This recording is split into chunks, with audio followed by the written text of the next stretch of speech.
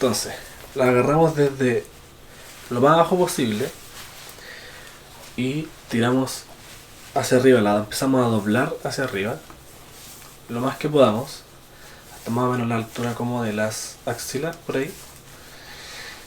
Y en este espacio que quedó del doblez metemos todo nuestro brazo, incluso el hombro, hasta ahí más o menos, que quede bien también por atrás.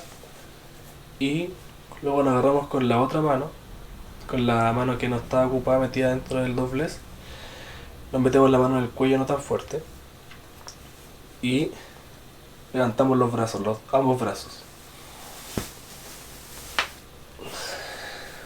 Ya cuando estamos acá podemos tirar las mangas para el revés y esta para acá, y así nos queda lista la bolera de compresión para guardarla. Eso.